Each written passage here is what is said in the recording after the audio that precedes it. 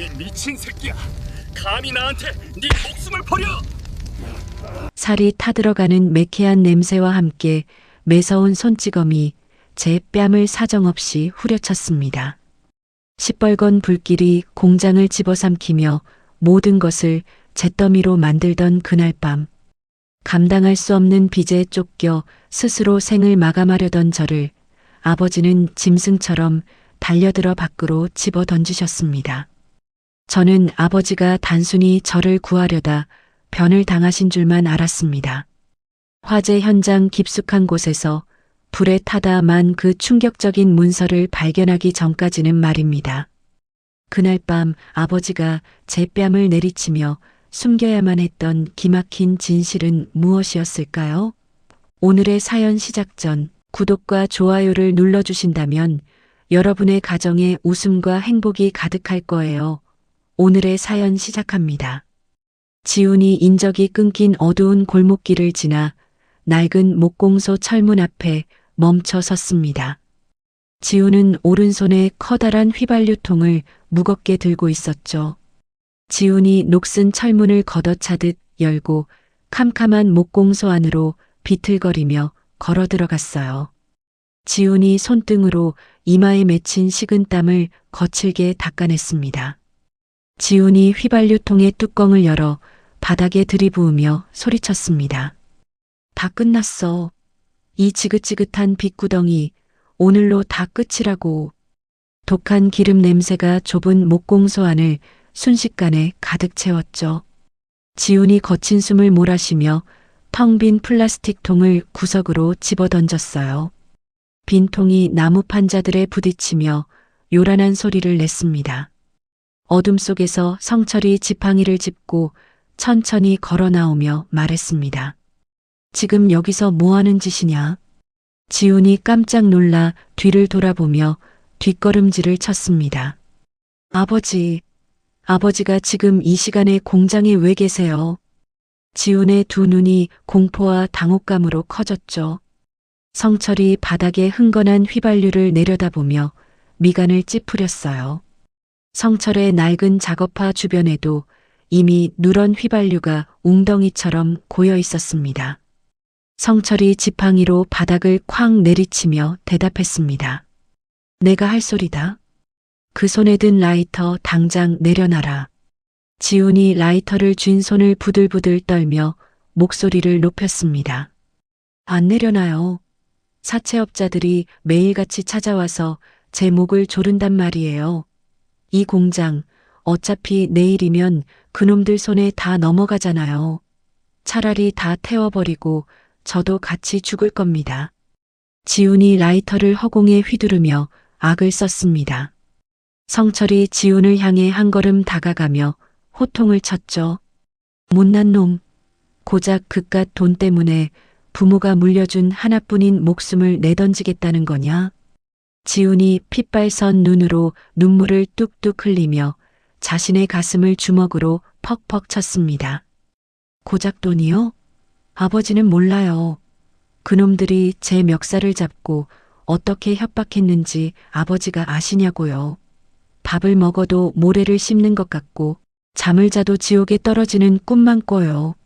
차라리 제 장기를 팔아서라도 돈을 갚으라고 칼을 들이미는 놈들이에요. 저는 더 이상 살 자신이 없어요. 차라리 죽는 게 편해요.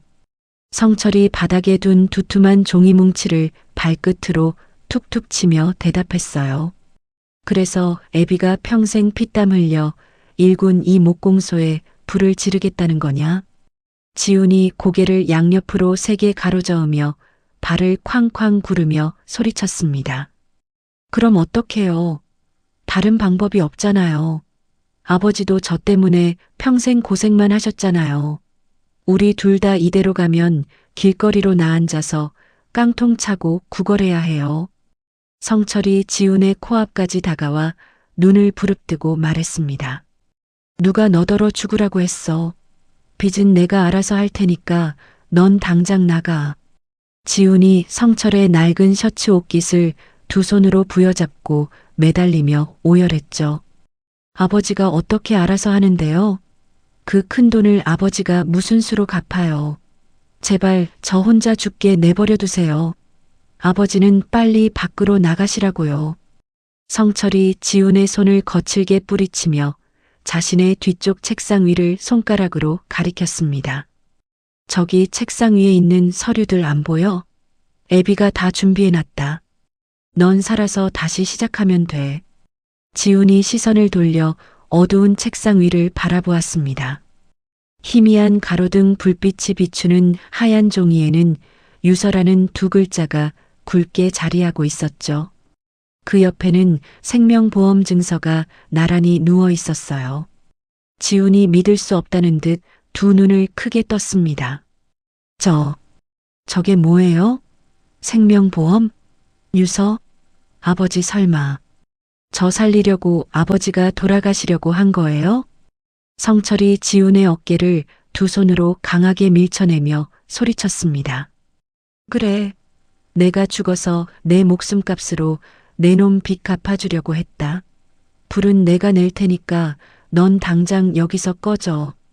지훈이 비틀거리며 뒷걸음질을 치다가 톱밥이 쌓인 포대 자루에 걸려 넘어졌어요. 지훈이 바닥에서 고개를 흔들며 소리쳤습니다. 말도 안 돼.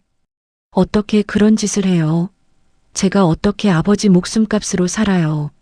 그럴 바엔 차라리 여기서 같이 죽어요. 지훈이 자리에서 벌떡 일어나더니 엄지손가락으로 쇠로 된 라이터 휠을 3개 문질렀습니다. 탁 하는 마찰음과 함께 라이터 끝에서 작고 파란 불꽃이 피어올랐죠. 성철이 눈을 부릅뜨며 지팡이를 내던지고 지훈을 향해 짐승처럼 달려들었습니다. 성철이 오른손을 높이 치켜들고 지훈의 왼쪽 뺨을 손바닥으로 잇는 힘껏 내리쳤어요. 짝 하는 매서운 마찰음이 텅 빈 목공소 안을 날카롭게 울렸습니다. 지훈의 고개가 오른쪽으로 심하게 돌아가며 입술이 터져 피가 흘러내렸죠. 지훈이 중심을 잃고 비틀거리자 성철이 지훈의 멱살을 두 손으로 꽉 틀어쥐었습니다. 성철이 지훈의 얼굴에 자신의 얼굴을 바짝 들이밀며 핏대를 세우고 소리쳤습니다. 감히 나한테 네 목숨을 버려. 성철이 지훈의 몸을 번쩍 들어올려 열려있는 목공소 철문 밖으로 강하게 집어던졌어요. 지훈의 몸이 허공을 날아 차가운 시멘트 바닥 위로 거칠게 굴러떨어졌습니다. 동시에 지훈의 손에서 빠져나간 불붙은 라이터가 휘발유가 흥건한 바닥으로 떨어졌죠. 펑 하는 엄청난 굉음과 함께 시뻘건 불길이 목공소 전체를 순식간에 집어삼켰습니다. 강력한 폭발의 충격파가 지훈의 몸을 세차게 덮쳤어요. 지훈이 바닥을 뒹굴며 두 귀를 두 손으로 꽉 막았습니다. 지훈이 매캐한 연기에 기침을 심하게 하며 바닥에서 비틀비틀 일어났죠. 거대한 불기둥이 목공소의 낡은 지붕을 뚫고 시커먼 밤하늘로 치솟아 올랐습니다. 뜨거운 열기가 사방으로 퍼져나가며 얼굴 피부를 따갑게 만들었어요. 지훈이 두 팔을 앞으로 뻗으며 불타는 목공소를 향해 목청껏 소리쳤습니다. 아버지, 안 돼요. 빨리 나와요. 지훈이 불길 속으로 뛰어들려 발을 내디뎠습니다. 거센 열기가 짐승의 입김처럼 지훈의 얼굴을 때리며 몸을 뒤로 밀어냈죠. 지훈이 독한 매연을 들이마시고 바닥에 무릎을 꿇은 채 헛구역질을 심하게 했습니다. 지훈이 주먹으로 시멘트 바닥을 내리치며 바닥에 엎드려 오열했어요. 아버지 제발요. 제가 잘못했어요. 살려주세요. 요란한 사이렌 소리가 귓가를 때리며 소방차 2대와 경찰차 1대가 멈춰 섰습니다. 이웃 주민들이 놀란 얼굴로 집 밖으로 뛰어나와 주변을 서성이며 웅성거렸죠. 방화복을 입은 소방관 3명이 두꺼운 호스를 어깨에 둘러매고 목공소 입구로 달려갔습니다. 소방관 1명이 굵은 물줄기를 시뻘건 불길을 향해 세차게 뿜어냈어요. 물이 불에 닿으며 하얀 수증기가 앞을 가릴 정도로 피어올랐습니다. 경찰관 2명이 순찰차에서 내려 지훈의 양팔을 거칠게 붙잡아 일으켜 세웠죠. 경찰관 1명이 지훈의 그을린 얼굴을 쳐다보며 큰 소리로 물었습니다. 안에 사람 있습니까? 당장 대답하세요. 지훈이 경찰관의 제복 소매를 부여잡고 눈물 콧물을 흘리며 소리쳤어요. 우리 아버지가 안에 있어요. 빨리 우리 아버지 좀 꺼내주세요. 제발요. 경찰관이 어깨에 달린 무전기를 입에 대고 다급하게 외쳤습니다. 건물 내부에 구조자 1명 있습니다. 신속히 진입 바랍니다. 소방관 2명이 도끼로 불타는 문짝을 부수고 건물 안으로 뛰어들어갔죠. 검은 연기를 뿜어내는 입구만 바라보며 지훈이 발을 동동 굴렀습니다. 잠시 후 소방관들이 검게 그을린 성철을 들것에 싣고 밖으로 다급하게 빠져나왔어요. 성철의 몸을 덮친 불길이 옷가지를 태우고 피부에 딱 달라붙게 만들었습니다. 성철은 2 눈을 굳게 감고 미동조차 하지 않았죠. 지훈이 경찰관들을 강하게 밀쳐내고 성철의 들것으로 달려가며 소리쳤습니다. 아버지, 눈 좀 떠보세요. 아버지. 구급대원 1명이 지훈의 가슴을 2 손으로 세게 밀어내며 소리쳤어요. 환자분 상태가 매우 위급합니다. 뒤로 물러나세요. 구급대원이 성철의 목에 투명한 플라스틱 관을 꽂고 고무 주머니를 강하게 쥐었다 폈다 했습니다. 다른 구급대원이 성철의 가슴에 둥근 기계를 대고 버튼을 거칠게 눌렀죠. 기계음과 함께 성철의 몸이 위로 크게 들썩였습니다. 구급대원들이 들것을 구급차 안으로 재빨리 밀어넣고 뒷문을 세게 닫았어요. 구급차가 경광등을 번쩍이며 굉음과 함께 병원을 향해 빠른 속도로 달려갔습니다. 지훈이 구급차가 멀어지는 텅 빈 도로를 바라보며 자리에 주저앉아 땅을 치며 통곡했죠. 경찰관 1명이 목공소 앞바닥에서 손전등을 비추며 주변을 살폈습니다. 경찰관이 바닥에서 검게 탄 라이터를 주워 투명한 비닐봉지에 조심스럽게 넣었어요. 경찰관이 지훈의 어깨를 꽉 움켜쥐며 차가운 목소리로 말했습니다. 당신 손에서 라이터가 떨어지는 걸 본 목격자가 있습니다. 현주건 조물 방화 혐의로 체포합니다. 경찰관 2명이 지훈의 양팔을 등 뒤로 거칠게 꺾고 쇠로 된 수갑을 채웠죠. 철컥하는 금속음과 함께 수갑이 지훈의 2 손목을 단단하게 조였습니다. 지훈이 수갑을 찬 채 발버둥을 치며 경찰관들을 향해 소리쳤어요. 이거 나요. 내가 한 거 아니라고요. 우리 아버지한테 가야 한단 말이에요. 아버지가 죽는다고요. 경찰관이 미란다 원칙을 빠르게 읊으며 지훈의 등을 억지로 밀어 순찰차 뒷좌석으로 쑤셔 넣었습니다. 지훈이 차창 유리창에 이마를 들이박으며 계속해서 울부짖었죠. 아버지, 아버지. 경찰관이 순찰차 뒷문을 쾅 소리를 내며 굳게 닫았습니다. 경찰서 취조실 안이 차가운 형광등 불빛으로 환하게 밝았습니다. 회색 철제 책상 위에는 검게 그을린 목공소 화재 현장 사진 3장이 나란히 펼쳐져 있었죠. 화재 조사관 수진이 팔짱을 꽉 끼고 등받이에 몸을 깊숙하게 기대며 지훈의 얼굴을 뚫어지게 쳐다보았습니다. 수진이 책상 위로 몸을 숙이더니 검지손가락으로 사진 속 새까맣게 탄 라이터를 강하게 톡톡 쳤어요. 지훈 씨.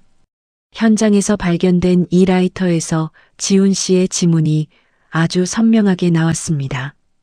지훈이 수갑을 찬 2 손을 허벅지 위에 올려두고 무거운 고개를 푹 숙였습니다. 지훈의 굽은 어깨가 눈에 띄게 파르르 떨리고 있었죠. 수진이 다른 현장 사진 1장을 집어들어 지훈의 코앞으로 불쑥 내밀었습니다. 불길이 가장 먼저 시작된 곳도 정확히 지훈 씨가 서 있던 출입구 쪽입니다. 본인이 불을 지른 게 맞습니까? 지훈이 핏기가 싹 가신 하얀 입술을 달싹이며 모기만 한 목소리로 대답했어요. 네, 제가 냈습니다. 제가 그곳에 불을 질렀습니다. 수진이 펜을 탁 소리나게 내려놓고 미간을 깊게 찌푸리며 물었습니다. 범행 동기가 뭡니까? 아버지가 평생 피땀 흘려 일군일터에 도대체 왜 불을 질렀습니까? 지훈이 두 주먹을 바들바들 떨며 바닥만 멍하니 바라보고 입을 열었죠.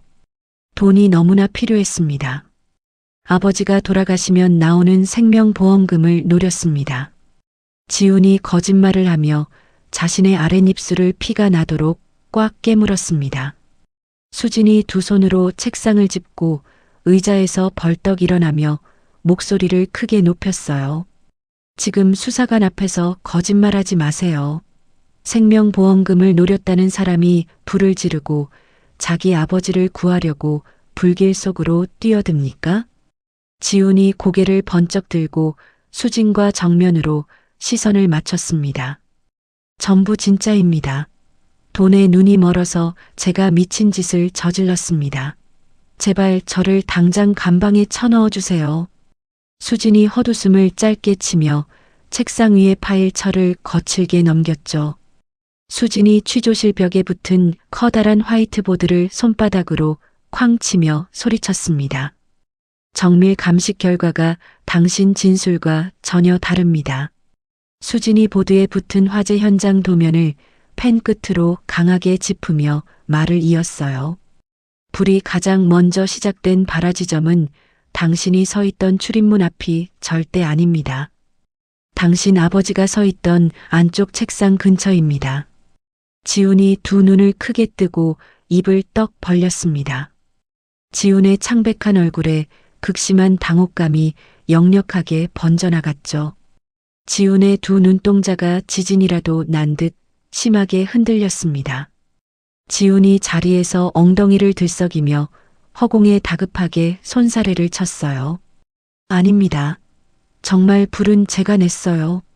제가 라이터로 불을 붙였다고요. 저를 본 사람도 있잖아요. 수진이 의자를 끌어당겨 바닥에 쇳소리를 내며 지훈의 바로 앞까지 다가와 앉았습니다. 수진이 지훈의 흔들리는 눈동자를 똑바로 응시하며 차갑게 물었죠. 당신은 지금 누군가를 필사적으로 감싸고 있습니다. 도대체 누구를 감싸는 겁니까? 지훈이 고개를 양옆으로 세게 가로저으며 수갑찬 두 손으로 자신의 얼굴을 쥐어뜯듯 감쌌습니다. 아무도 안 감쌉니다. 전부 제가 다 했습니다. 제발 저를 당장 감옥으로 보내달란 말입니다. 지훈이 철제 책상에 이마를 쾅쾅 부딪히며 짐승처럼 울부짖었어요. 수진이 조서 작성용 컴퓨터 키보드에서 손을 완전히 떼고 모니터 전원을 껐습니다. 수진이 책상 위의 서류들을 챙겨 노란색 파일 안에 거칠게 집어넣으며 단호하게 말했죠. 이렇게 앞뒤가 전혀 안 맞는 허위 진술로는 조서를 절대로 쓸 수 없습니다. 저는 수사관으로서 명백한 감식 결과를 무시할 수 없으니까요. 수진이 파일 철을 옆구리에 끼고 취조실 철문을 거칠게 열었습니다. 수진이 뒤도 돌아보지 않고 복도 밖으로 성큼성큼 걸어 나갔어요. 철문이 쾅 닫히는 소리가 좁은 취조실 안을 무겁게 울렸습니다. 지훈이 텅 빈 취조실에 홀로 남아 책상에 엎드린 채 끄끄거리며 눈물을 쏟아냈죠. 대형 병원 중환자실 앞에 길고 좁은 복도에 독한 소독약 냄새가 짙게 깔려 있었습니다. 경찰관 2명이 지훈의 양팔을 단단히 붙잡고 병동 입구의 투명한 자동문을 통과했어요. 지훈이 수갑을 찬 두 손을 가슴 앞으로 모은 채 무거운 발걸음을 질질 끌며 걸어갔습니다. 커다란 유리창 너머로 온몸에 하얀 붕대를 미라처럼 칭칭 감고 누워있는 성철이 보였죠. 성철의 입과 코에는 두꺼운 산소호흡기 플라스틱관이 목구멍 깊숙하게 연결되어 있었습니다. 성철의 침대 주변으로는 복잡하게 생긴 의료기기들이 쉴 새 없이 삐 소리를 내며 번쩍이고 있었어요. 지훈이 차가운 유리창에 두 손과 얼굴을 바짝 대고 눈물을 뚝뚝 흘렸습니다. 아버지, 못난 아들이 왔어요. 제발 눈 좀 한 번만 떠보세요. 지훈이 코를 크게 훌쩍이며 유리창에 묻은 자신의 하얀 입김을 손가락으로 벅벅 문질러 닦았죠. 유리창 너머의 성철은 옅은 숨소리조차 들리지 않을 만큼 미동도 하지 않았습니다. 지훈의 굽은 어깨가 들썩이며 억눌린 울음소리가 조용한 복도를 채웠어요. 갑자기 복도 저 끝에서 검은색 양복을 쫙 빼입은 건장한 사내 3명이 쿵쿵거리는 쇳소리 발소리를 내며 걸어왔습니다. 사내들 중 제일 앞장선 덩치 큰 사채업자가 껌을 짝짝 소리나게 씹으며 지훈의 오른쪽 어깨를 강하게 밀쳤죠. 지훈이 중심을 잃고 딱딱한 복도 바닥에 엉덩방아를 심하게 찧었습니다. 경찰관 2명이 깜짝 놀라 사채업자를 두 팔 벌려 가로막으며 허리춤에 검은색 3단봉에 손을 얹었어요. 사채업자가 경찰관들을 완전히 무시하고 바닥에 쓰러진 지훈을 뾰족한 구두 발끝으로 툭툭 치며 소리쳤습니다. 야, 이 미친 새끼야. 내 돈 당장 갚으라고 했더니 아버지를 아주 통째로 구워 삶아? 지훈이 바닥에서 몸을 잔뜩 움츠리고 사채업자의 번쩍이는 구두 끝을 두려운 눈으로 쳐다보았죠. 사채업자가 허리를 푹 숙여 지훈의 멱살을 억세게 틀어쥐고 거칠게 일으켜 세우며 얼굴에 침을 튀겼습니다. 뉴스 보니까 내 놈이 목공소에 불 지르고 생명보험금 타내려 했다며? 그 보험금 꼬박꼬박 나오면 우리 밀린 이자부터 확실하게 털어라. 지훈이 수갑찬 두 손으로 사채업자의 두꺼운 팔목을 온 힘을 다해 밀어내며 악을 썼어요. 우리 아버지가 지금 저렇게 사경을 헤매고 누워 계시는데 입에서 돈 타령이 나옵니까? 사채업자가 지훈의 얼굴에 매캐한 담배 냄새를 확 뿜어내며 뱀처럼 입꼬리를 비틀어 비웃었죠. 너의 아버지가 되지든 말든 내 알 바가 아니지. 나는 내 피 같은 돈만 확실하게 받으면 돼. 보험금 안 내놓으면 내 장기라도 다 꺼내서 팔아버린 거니까 쥐도 새도 모르게 알아서 해라. 옆에 서 있던 다른 사채업자가 지훈의 뒤통수를 두꺼운 손바닥으로 퍽 소리나게 갈겼습니다. 경찰관 한 명이 덩치 큰 사채업자의 팔을 세게 비틀어 떼어내며 병원 복도가 쩌렁쩌렁 울리도록 경고했어요. 지금 대한민국 경찰 눈앞에서 뭐 하는 짓입니까? 당장 공무집행방해로 다 수갑 채우기 전에 뒤로 물러나세요. 다른 경찰관은 곧바로 허리춤에서 무전기를 꺼내 들고 파출소 지원 병력을 다급하게 불렀죠. 사채업자가 구겨진 양복 옷깃을 두 손으로 탁탁 털어내며 지훈을 향해 굵은 손가락으로 삿대질을 했습니다. 어차피 저 새끼는 불지른 죄로 감방 가도 남은 사채빚은 평생 그대로 남아있어. 내 놈 뼈끝까지 지옥까지 쫓아가서 10원 한 장까지 다 받아낼 거다. 사채업자들이 지훈에게 살기 어린 위협적인 눈빛을 쏘아보며 바닥에 침을 카악 뱉고 복도 끝으로 유유히 사라졌어요. 지훈이 다리에 꽉 들어갔던 힘이 확 풀려 그 자리에 털썩 주저앉으며 바닥을 두 주먹으로 쾅쾅 내리쳤습니다. 경찰관들이 지훈의 양쪽 겨드랑이에 두 손을 깊숙이 넣어 억지로 벌떡 일으켜 세웠죠. 지훈이 뒤를 돌아 유리창 너머에 꼼짝도 않는 성철을 향해 처절하게 목 놓아 소리쳤습니다. 아버지, 저 감옥 안 갈래요.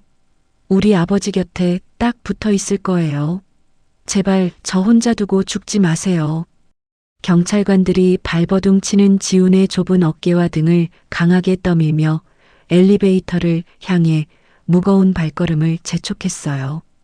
지훈의 낡은 운동화 발걸음이 하얀 복도 바닥에 질질 끌리며 길고 시커먼 자국을 남겼습니다. 수진이 까맣게 탄 나무 기둥 사이를 조심스럽게 걸어갔습니다. 수진이 하얀 마스크 위로 흐르는 땀을 장갑 낀 손등으로 거칠게 닦아냈어요. 최 형사가 잿더미 속에서 무언가를 발견하고 수진을 향해 손을 크게 흔들었죠. 수진 조사관님, 이쪽으로 와보세요. 바닥에 뭐가 있습니다. 수진이 최 형사의 다급한 목소리를 듣고 불탄 책상 쪽으로 빠르게 달려갔습니다. 수진이 무거운 철제 삽을 들고 최 형사가 가리킨 잿더미를 힘껏 파헤쳤어요. 수진이 삽 끝에 걸린 단단한 쇳덩어리를 밖으로 조심스럽게 끄집어냈습니다. 최 형사가 작은 손전등을 켜서 까맣게 그을린 철제 금고를 비추며 말했죠. 공장이 다 타버렸는데 이 내와 금고는 형태가 아주 멀쩡하게 남아 있습니다. 수진이 금고를 두 손으로 들어 올려 평평한 바닥에 쿵소리 나게 내려놓으며 지시했습니다. 최 형사님, 감식 차량에서 쇠 자르는 절단기 좀 빨리 가져오세요. 최 형사가 고개를 크게 끄덕이고 목공소 밖으로 뛰어나갔습니다. 잠시 후 최 형사가 무거운 철제 절단기를 양손에 들고 수진의 곁으로 헐레벌떡 돌아왔어요. 최 형사가 금고의 자물쇠 부분을 절단기로 강하게 눌러 뚝 소리가 나게 잘라냈습니다. 수진이 삐걱거리는 낡은 금고 문을 두 손으로 힘껏 잡아당겨 억지로 열었죠. 수진이 금고 안에서 노란색 서류 봉투를 꺼내 입구를 조심스럽게 벌렸습니다. 수진이 봉투 안에서 하얀 종이 뭉치를 꺼내 밝은 곳으로 들고 나갔어요. 수진이 종이에 적힌 글씨를 천천히 읽어내려가며 두 눈을 크게 떴습니다. 수진이 최 형사에게 서류를 곧바로 내밀며 빠르고 단호하게 말했죠. 이거 성철 할아버지 이름으로 된 생명보험 증서입니다. 수진이 증서의 날짜 부분을 검지손가락으로 강하게 짚으며 말을 이었습니다. 목공소에 화재가 나기 딱 3일 전에 가입한 서류예요. 사망보험금 액수가 어마어마합니다. 최 형사가 서류를 받아들고 입을 떡 벌리며 대답했어요. 이 정도 금액이면 지훈 씨의 사채 빚을 전부 다 갚고도 남을 액수네요. 아버지가 아들 빚을 갚아주려고 이 큰 보험을 들었다는 겁니까? 수진이 다른 종이 한 장을 꺼내 들고 목소리를 크게 높였습니다. 여기 성철 할아버지가 직접 쓴 자필 유서도 봉투에 같이 들어있어요. 최 형사가 수진의 곁으로 바짝 다가와 유서 쪽으로 고개를 쑥 내밀었죠. 수진이 유서의 내용을 소리내어 또박또박 읽어내려갔습니다. 내 못난 아들 지훈아. 애비가 평생 뼈 빠지게 일해서 남겨줄 게 이 낡은 공장밖에 없구나. 사채업자들한테 매일 쫓겨다니는 널 보면 내 가슴이 칼로 찢어지는 것 같다. 내가 공장에서 실수로 불을 내서 죽은 것으로 할 테니 내 놈은 이 돈으로 빚을 다 갚아라. 그리고 넌 빚 없는 세상에서 제대로 새 출발을 해라. 이건 절대로 내 잘못이 아니니 자책하지 말고 꿋꿋하게 살아라. 아버지가 미안하다. 수진이 유서를 읽던 목소리를 멈추고 입술을 피가 나도록 꽉 깨물었죠. 최 형사가 짧은 탄식을 내뱉으며 뒷머리를 거칠게 극적였습니다. 이런 세상에 아버지가 아들 살리려고 일부러 불을 내고 혼자 죽을 계획을 세운 거군요. 수진이 불타버린 목공소 출입구 쪽과 성철이 서 있던 안쪽 바닥을 번갈아 쳐다보았습니다. 수진이 유서와 보험 증서를 투명한 비닐 지퍼백 안에 소중하게 집어넣으며 말했어요. 지훈 씨가 취조실에서 덜덜 떨며 감싸려던 사람이 바로 본인 아버지였습니다. 수진이 지퍼백을 가슴에 꼭 품고 최 형사를 향해 소리쳤습니다. 아버지는 아들을 위해 죽으려 했고 아들은 아버지를 살리려다 엉겁결에 불을 낸 범인으로 스스로 덮어 쓴 겁니다. 수진이 최 형사의 어깨를 툭 치며 다급하게 지시했죠. 최 형사님은 감식반에 바로 연락해서 성철 할아버지가 서 있던 발화지점 분석 결과서 당장 뽑아오세요. 최 형사가 크게 대답하고 화재 현장 밖으로 빠르게 뛰어갔습니다. 수진이 지퍼백을 가죽 서류 가방에 쑤셔 넣고 목공소 밖으로 걸음을 재촉했어요. 구치소 면회실의 낡고 투명한 유리창 너머로 지훈이 고개를 푹 숙인 채 앉아 있었습니다. 지훈의 양쪽 손목에는 은색 수갑이 단단하게 채워져 찰창거리는 쇳소리를 냈죠. 지훈의 터진 입술과 시퍼렇게 멍든 뺨 위로 짙은 절망의 그림자가 무겁게 내려앉아 있었어요. 수진이 면회실 의자를 쇠 긁는 소리가 나게 당겨 앉으며 투명한 유리창을 손가락으로 쾅쾅 두드렸습니다.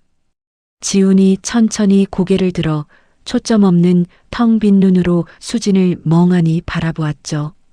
수진이 노란색 파일 철에서 방금 복원해온 유서 사본과 보험 증서를 꺼내 들었습니다. 수진이 서류들을 유리창에 바짝 대어 지훈이 선명하게 볼 수 있게 쫙 펼쳐 보였어요. 지훈 씨, 불탄 목공소 안쪽 금고에서 제가 이 서류들을 직접 찾아냈습니다. 성철 할아버지가 화재 당일에 직접 쓰신 유서와 3일 전 가입한 생명보험 증서입니다. 지훈이 투명한 유리창에 얼굴을 바짝 가까이 대고 익숙한 아버지의 글씨체를 읽어내려갔습니다. 지훈의 두 눈이 순식간에 시뻘겋게 달아오르며 굵은 눈물이 뺨을 타고 뚝뚝 떨어졌죠. 지훈이 수갑찬 두 손으로 유리창을 주먹으로 쾅쾅 내리치며 짐승처럼 오열했습니다. 아버지, 우리 아버지, 어쩌려고 이런 바보 같은 짓을 하셨어요. 지훈이 거친 숨을 헐떡이며 유리창에 제 이마를 세게 부딪히고 피를 흘렸어요. 제가 다 망쳤습니다. 아버지는 저 살리려고 하나뿐인 목숨을 내놓으셨는데 제가 거길 쳐들어가서 모든 걸 다 망쳐버렸어요. 지훈이 바닥에 주저앉으려 발버둥을 치며 계속해서 악을 쓰고 울부짖었습니다. 수진이 서류를 파일 철에 다시 집어넣고 지훈을 똑바로 쳐다보며 목소리를 크게 높였죠. 성철 할아버지가 서 계시던 안쪽 바닥에서 불이 먼저 시작된 명백한 증거를 제가 찾았습니다. 수진이 서류 가방에서 화재 감식 결과서를 꺼내 유리창에 다시 탁 소리나게 붙여 보여주었어요. 지훈 씨가 출입구 쪽에서 라이터를 켜서 바닥에 떨어뜨린 건 맞습니다. 하지만 불길이 가장 먼저 치솟은 곳은 아버지가 미리 휘발유를 흠뻑 뿌려둔 공장 안쪽이었습니다. 지훈이 핏발선 눈으로 수진을 멍하니 바라보며 덜덜 떨리는 입술을 떼어 물었습니다. 그게 무슨 소리입니까? 그럼 제가 우리 아버지 공장에 불을 지른 게 아니라는 겁니까? 수진이 고개를 강하게 끄덕이며 아주 단호한 목소리로 대답했죠. 네. 지훈 씨는 불을 낸 방화범이 아닙니다. 불을 낸 사람은 성철 할아버지 본인이십니다. 저는 지훈 씨를 불을 지른 죄로 재판에 넘기지 않을 겁니다. 이 서류를 곧바로 서장님께 올릴 생각입니다. 지훈이 두 손으로 제 얼굴을 세게 감싸 쥐고 어깨를 심하게 들썩이며 통곡했습니다. 저는 우리 아버지가 죽으려는 것도 모르고 당장 내 돈 내놓으라고 패악질만 부렸습니다.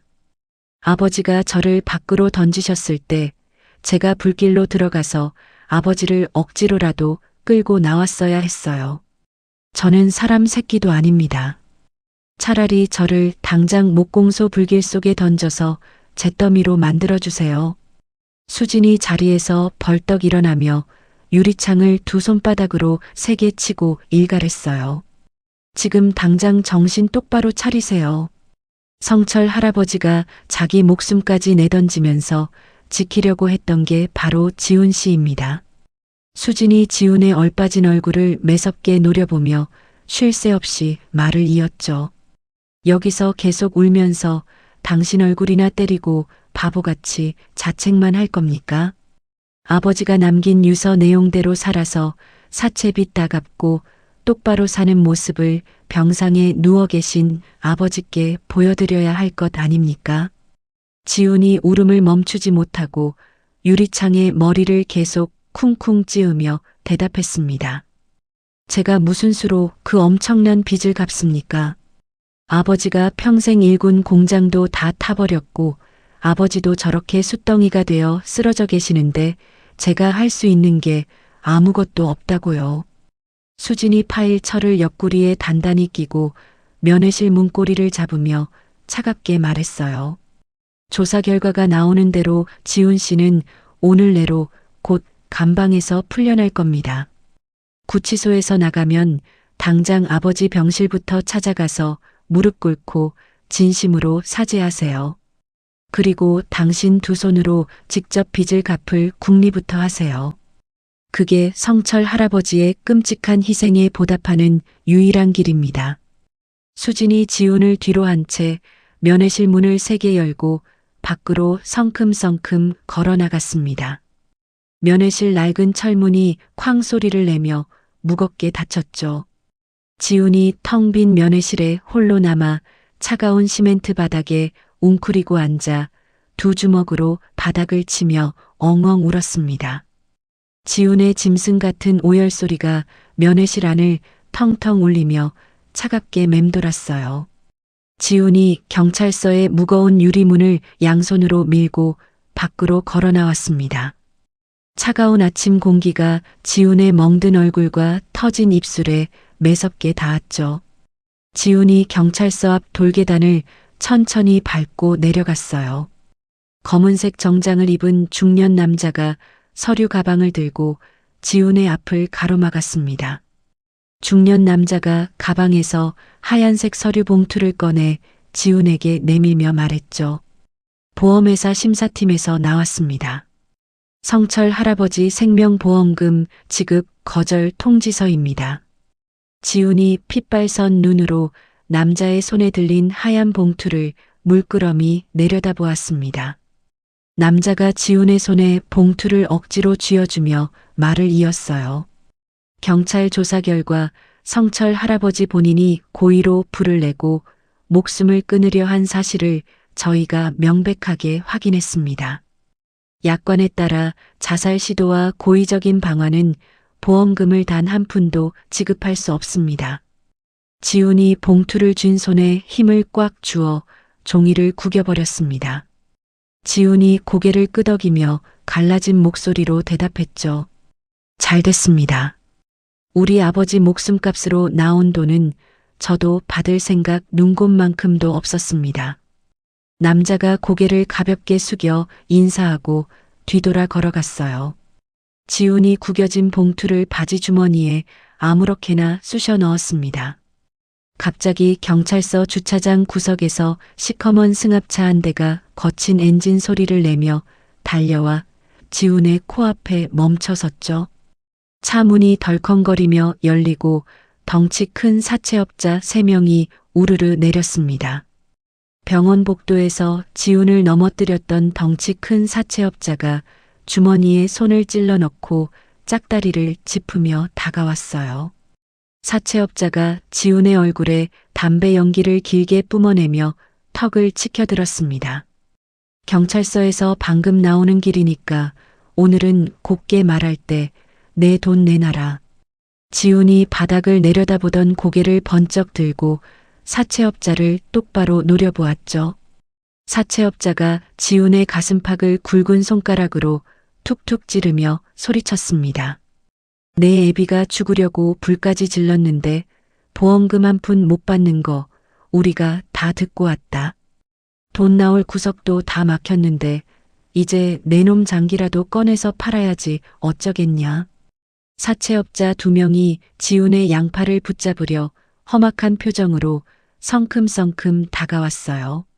지훈이 몸을 재빨리 뒤로 빼며 경찰서 화단 구석에 굴러다니던 굵고 긴 나무 강목을 두 손으로 집어들었습니다.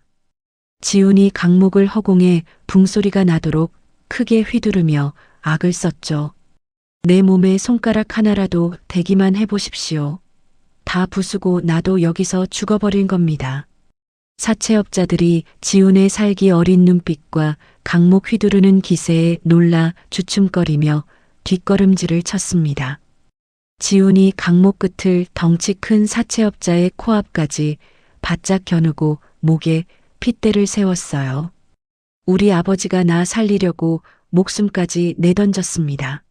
나 이제 절대로 안 죽습니다. 당신들 돈은 내 두 손으로 직접 벌어서 10원짜리 하나 안 빼놓고 다 갚을 테니까 당장 내 눈앞에서 꺼지십시오. 지훈이 강목으로 사채업자의 정강이를 잇는 힘껏 후려쳤습니다. 사채업자가 외마디 비명을 지르며 바닥에 뒹굴며 무릎을 움켜쥐었죠. 다른 두 명이 깜짝 놀라 경찰서 현관문 쪽을 힐끔힐끔 쳐다보며 쓰러진 남자를 억지로 부축해 일으켰어요.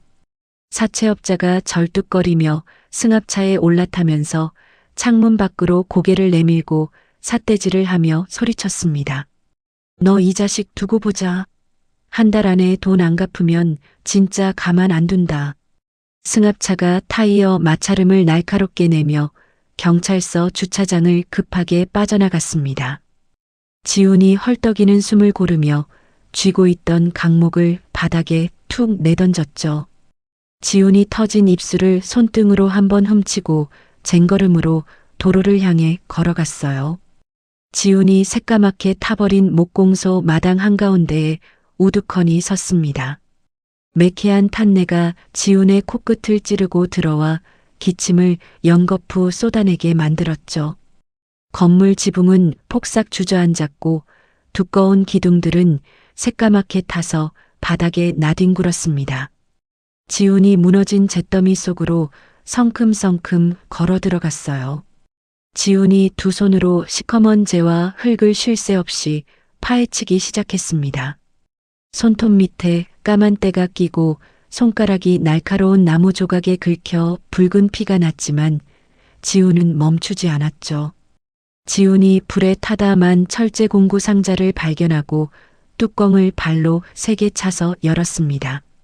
상자 안에는 나무 손잡이가 까맣게 그을린 망치와 톱 그리고 대패가 뒹굴고 있었어요. 지훈이 성철이 평생 굳은 살 박인 손에 쥐고 일했던 낡은 망치를 두 손으로 꽉 움켜쥐었습니다. 지훈이 망치를 가슴에 품고 무릎을 꿇은 채 소리 없이 굵은 눈물을 바닥에 뚝뚝 떨어뜨렸죠. 지훈이 눈물을 셔츠 소매로 벅벅 닦아내고 자리에서 번쩍 일어났습니다. 지훈이 마당 한구석에 굴러다니던 두꺼운 파란색 방수 천막을 주워 잿더미 위에 넓게 펼쳤어요. 지훈이 불에 덜 탄 굵은 나무 기둥 4개를 흙바닥에 깊게 박아넣고 천막 내 모서리를 단단하게 묶었습니다. 지훈이 비바람을 막을 수 있는 지훈만의 작은 임시 작업장을 완성했죠. 지훈이 불탄 목재더미에서 성인 남자 허리 높이만 한 시커먼 나무 판자 10개를 힘겹게 끌어냈습니다. 지훈이 나무 판자를 임시 작업대 위에 올려놓고 까맣게 탄 대패를 양손으로 단단히 잡았어요. 지훈이 윗옷을 훌렁 벗어 던지고 나무 판자 위로 대패를 젖먹던 힘까지 다해 밀기 시작했습니다. 쓱쓱하는 거친 나무 마찰음이 텅 빈 목공소 마당에 일정한 간격으로 묵직하게 울려 퍼졌죠. 대패가 지나간 자리마다 새까맣게 탄 껍질이 벗겨지고 뽀얀 속살을 가진 깨끗한 나뭇결이 모습을 드러냈습니다. 지훈의 이마와 등에서 굵은 땀방울이 비오듯 쏟아져 내려 바지춤을 흠뻑 적셨어요. 지훈이 피가 나는 손가락에 하얀 작업용 면장갑을 거칠게 덧끼우고 대패질 속도를 더욱 높였습니다. 지훈의 팔 근육이 팽팽하게 부풀어 올랐고 톱밥이 공중에 어지럽게 흩날렸죠. 날이 완전히 어두워지고 차가운 밤바람이 불어올 때까지 지훈의 억센 대패질 소리는 멈추지 않았습니다. 지훈이 뽀얗게 드러난 새 나무 판자들을 거친 손바닥으로 쓰다듬으며 뜨거운 숨을 몰아쉬었어요. 어둠이 짙게 깔린 대형 병원 중환자실 앞 복도. 지훈이 머리와 옷에 톱밥을 하얗게 뒤집어 쓴 채 무거운 발걸음으로 유리창 앞에 다가섰습니다. 투명한 유리창 너머로 성철이 여전히 두꺼운 산소호흡기에 의지한 채 눈을 감고 누워 있었죠. 성철의 가슴팍이 기계음 소리에 맞춰 아주 미세하게 오르락 내리락 했습니다. 지훈이 목에 두른 수건을 꺼내 유리창을 깨끗하게 닦아내고 그 앞에 쪼그려 앉았어요. 지훈이 바지 주머니에서 꼬깃꼬깃해진 낡은 수첩과 몽당 연필 한 자루를 꺼냈습니다. 지훈이 수첩을 무릎 위에 활짝 펼치고 연필심에 침을 살짝 발랐죠. 지훈이 수첩 첫 장에 나무의 굽은 결을 그대로 살린 독특한 모양의 의자와 책상 도면을 정성스럽게 가리기 시작했습니다.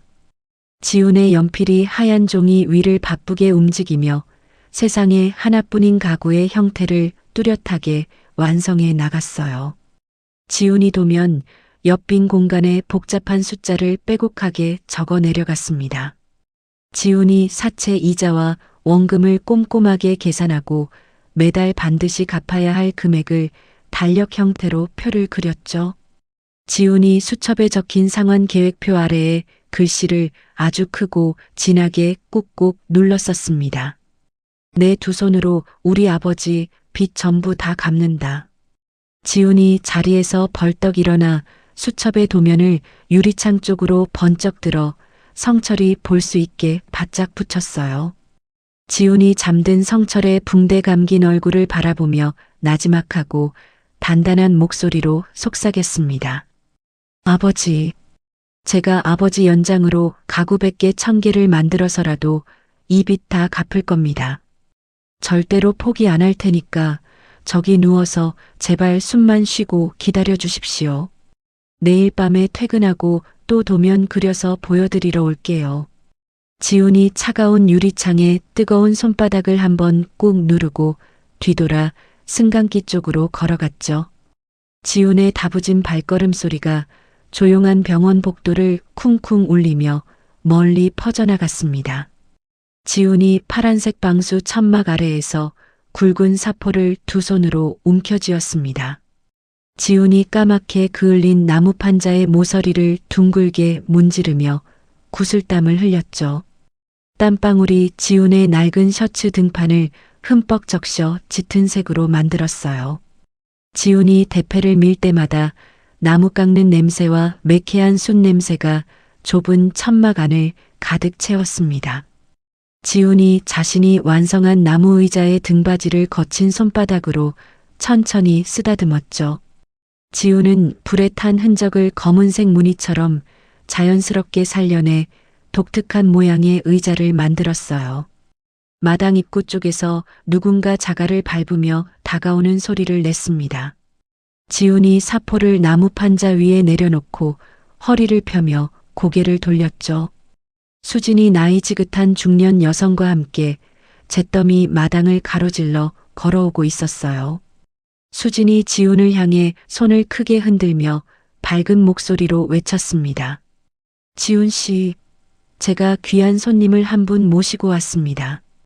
지훈이 이마에 맺힌 땀을 팔뚝으로 훔쳐내며 서둘러 천막 밖으로 나갔죠.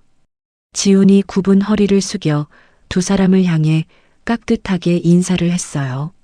수진 조사관님, 이 먼지 구덩이까지 어쩐 일이십니까? 수진이 지훈이 만든 의자를 손가락으로 가리키며 중년 여성을 소개했습니다. 여기 계신 분은 늘푸른 보육원의 원장님이십니다.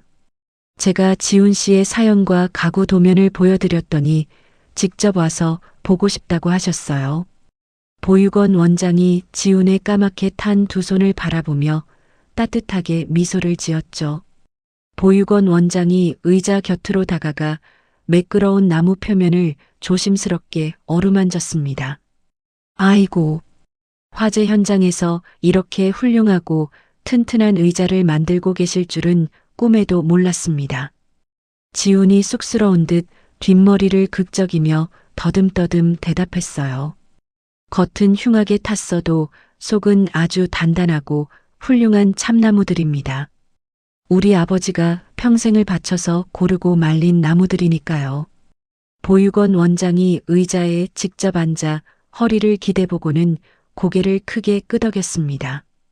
마침 우리 보육원 아이들이 쓸 식당 의자와 책상을 전부 새로 바꿔야 할 참이었습니다. 보육원 원장이 가방에서 두꺼운 갈색 서류 봉투를 꺼내 지훈에게 내밀며 말을 이었죠. 아이들이 험하게 써도 끄떡없을 만큼 아주 튼튼합니다. 이 의자와 책상 100세트를 제가 전부 계약하고 싶습니다. 지훈이 두 눈을 동그랗게 뜨고 믿을 수 없다는 듯 입을 떡 벌렸습니다. 지훈이 흙투성이인 자신의 두 손을 바지에 벅벅 닦으며 더듬거렸어요. 정말이십니까? 저한테 막대한 양의 가구를 전부 다 맡겨주시는 겁니까? 보육원 원장이 지훈의 손에 갈색 서류 봉투를 꼭 쥐어주며 확신에 찬 목소리로 대답했습니다. 여기 정식 계약서와 성금 500만 원이 들어 있습니다. 날짜에 맞춰서 아이들이 안전하게 쓸 수 있도록 좋은 가구 잘 부탁합니다. 지훈이 두꺼운 봉투를 가슴에 꽉 품고 바닥에 털썩 무릎을 꿇었죠. 지훈이 굵은 눈물을 뚝뚝 흘리며 보육원 원장을 향해 허리를 굽혀 절을 했습니다. 감사합니다. 정말 감사합니다. 제가 밤을 새워서라도 세상에서 제일 튼튼한 가구로 완벽하게 만들어 놓겠습니다. 수진이 지훈의 어깨를 잡아 일으켜 세우며 환하게 웃었어요. 지훈 씨, 이제 울 시간 없습니다. 당장 봉투 들고 어디부터 가야 할지 알죠? 지훈이 젖은 얼굴을 소매로 벅벅 닦아내고 고개를 힘차게 끄덕였습니다. 네, 당장 사채업자 사무실부터 뛰어가겠습니다. 우리 아버지 빚부터 갚아야 합니다. 지훈이 봉투를 점퍼 안주머니에 깊숙이 찔러 넣고 골목길을 향해 전력 질주를 시작했죠. 지훈의 낡은 운동화가 바닥을 박차고 나가는 소리가 경쾌하게 골목을 울렸습니다. 담배 연기가 자욱한 사채업자 사무실 문이 쾅 소리를 내며 거칠게 열렸어요. 지훈이 헐떡이는 숨을 몰아쉬며 덩치 큰 사채업자의 책상 앞으로 성큼성큼 다가갔습니다. 사채업자가 소파에 길게 누워 스마트폰을 보다가 깜짝 놀라 몸을 일으켰죠. 사채업자가 미간을 팍 구기며 지훈을 향해 짜증 섞인 목소리로 소리쳤습니다. 야, 이 미친 새끼야. 여긴 겁도 없이 왜 또 기어들어왔어. 당장 콩팥이라도 꺼내줄 테냐? 지훈이 점퍼 안주머니에서 갈색 서류 봉투를 꺼내 책상 위로 쾅 소리가 나게 내리쳤어요. 지훈이 봉투 안에서 5만 원짜리 돈다발 묶음을 꺼내 사채업자의 눈앞에 들이밀었습니다. 여기 밀린 2달치 이자랑 원금 일부 500만 원입니다. 당장 묶음 확인하고 영수증 써주십시오. 사채업자가 눈을 동그랗게 뜨고 책상 위에 빳빳한 돈다발을 덥석 집어들었죠. 사채업자가 지폐 개수기에 돈을 우르르 쏟아 넣으며 지훈을 위아래로 훑어보았습니다. 이 자식 진짜로 현금을 구해왔네. 너 혹시 어디 가서 도둑질이나 강도짓이라도 한 거냐? 지훈이 책상을 두 손으로 짚고 사채업자의 얼굴을 향해 매섭게 쏘아붙였어요. 내 두 손으로 피땀 흘려 정당하게 가구 팔아서 번 돈입니다. 잔말 말고 어서 내 이름 적은 상환 영수증이나 내놓으십시오. 개수기가 멈추자 사채업자가 서랍에서 영수증 뭉치와 빨간색 인감도장을 꺼냈습니다. 사채업자가 영수증에 금액을 갈겨 쓰고 도장을 쾅 찍어 지훈의 가슴팍에 툭 던졌죠.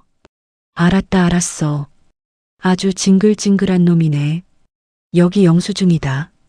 다음 달 결제일에도 날짜 안 늦게 똑바로 현금 준비해라. 지훈이 공중에서 날아오는 영수증을 낚아채듯 두 손으로 꽉 움켜쥐었습니다. 지훈이 영수증에 찍은 금액과 도장을 2번, 3번 꼼꼼하게 확인하고 주머니에 넣었어요. 걱정 마십시오. 10원짜리 하나 안 남기고 이 빚 다 갚아서 악연 끝낼 테니까 2번 다시 우리 아버지 근처에는 얼씬도 하지 마십시오. 지훈이 뒤를 돌아 사무실 문을 발로 걷어차듯 열고 밖으로 당당하게 걸어 나갔습니다. 사무실 밖으로 나온 지훈이 맑은 가을 하늘을 올려다보며 두 주먹을 불끈 쥐었죠. 지훈이 대형 병원 일반 병동의 미닫이 문을 조심스럽게 열고 안으로 들어갔습니다. 소독약 냄새가 옅어진 조용한 6인실 병실 안쪽 창가 자리에 성철이 누워 있었어요. 지훈이 발소리를 죽여가며 성철의 침대 곁으로 천천히 다가갔습니다.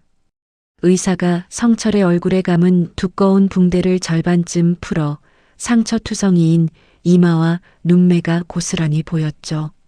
성철은 코와 입을 막던 두꺼운 산소호흡기를 빼고 얇은 투명 콧줄을 코에 꽂은 상태였습니다. 지훈이 침대 모서리에 걸터 앉으려다 성철이 두 눈을 희미하게 뜬 모습을 보았어요. 지훈이 용수철처럼 자리에서 벌떡 일어나며 덜덜 떨리는 목소리로 소리쳤습니다. 아버지, 눈 뜨셨습니까? 제 목소리 들리세요? 저 지훈이 알아보시겠어요? 성철의 메마른 입술이 아주 미세하게 움직이며 쉰 소리가 새어나왔죠. 지훈아. 지훈이 차가운 바닥에 털썩 무릎을 꿇고 철제 침대 난간을 두 손으로 부여잡으며 오열했습니다. 네, 아버지. 저 지훈입니다. 못난 아들놈 지훈이 아버지 곁에 있습니다. 지훈이 짐승처럼 울부짖으며 자신의 이마를 난간에 쿵쿵 부딪혔어요. 지훈이 황급히 점퍼 주머니를 뒤져서 꾸깃꾸깃해진 보육원 납품 계약서를 꺼냈습니다. 지훈이 성철의 눈앞에 계약서를 활짝 펼쳐 보이며 코를 크게 훌쩍였죠. 아버지, 이것 좀 보세요. 제가 아버지 공장에서 가져온 불탄 나무로 훌륭한 가구를 만들었습니다. 여기 보육원에 100개나 납품하기로 원장님과 서명한 정식 계약서도 있습니다. 원장님이 제가 만든 가구가 세상에서 제일 튼튼하다고 칭찬하셨어요. 지훈이 스마트폰을 꺼내 화면을 켜고 자신이 완성한 의자와 책상 사진을 성철의 눈앞에 바짝 들이밀었습니다. 사진 한번 보세요. 아버지 낡은 망치랑 대패로 제가 밤새 나무를 밀어서 만들었습니다. 겉은 새까맣게 탔어도 나무 속은 아주 멀쩡하고 단단하더라고요. 성철의 탁한 두 눈동자가 스마트폰 화면 속의 가구 사진을 향해 천천히 굴러갔어요. 성철의 눈가에 투명한 눈물이 고이더니 주름진 뺨을 타고 베개 위로 툭 떨어졌습니다. 지훈이 바지 주머니에서 사채업자가 도장을 찍은 영수증을 다시 꺼냈죠. 지훈이 영수증을 든 손을 바들바들 떨며 성철의 가슴 위에 조심스럽게 올려놓았습니다. 그리고 여기 사채업자 놈들한테 가구 성금으로 현금 갚고 받아온 진짜 영수증입니다. 제가 빚 다 갚는다고 약속했잖아요. 아버지 목숨값 말고 제 두 손으로 직접 땀 흘려 벌어서 갚을 거라고 했잖아요.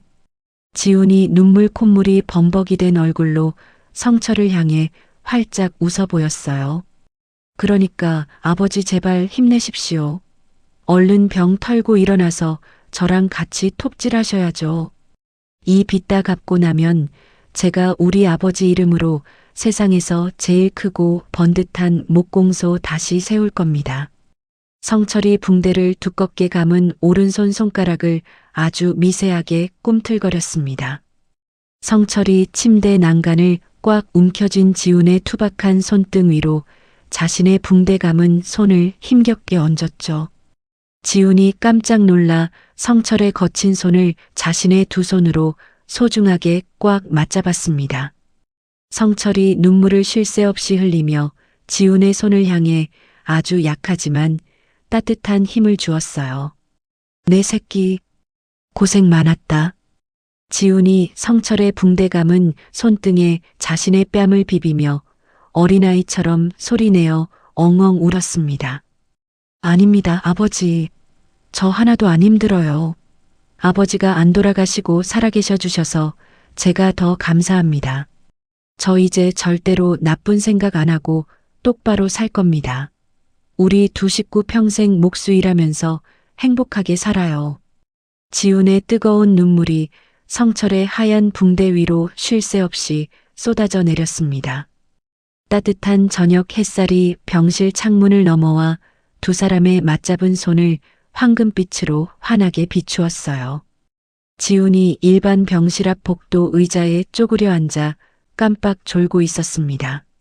하얀 가운을 입은 담당 의사가 다급한 발걸음으로 복도를 가로질러 뛰어왔죠. 의사가 지훈의 좁은 어깨를 양손으로 강하게 흔들어 깨우며 소리쳤습니다. 지훈 씨, 당장 저랑 진료실로 빨리 좀 가셔야겠습니다. 지훈이 화들짝 놀라며 의자에서 튕기듯 벌떡 일어났어요. 지훈이 의사의 하얀 가운 소매를 두 손으로 부여잡고 거칠게 흔들며 물었습니다. 무슨 일이십니까? 우리 아버지한테 갑자기 무슨 일이 생긴 겁니까? 의사가 딱딱하게 굳은 얼굴로 진료실 문을 벌컥 열고 앞장서서 걸어갔습니다.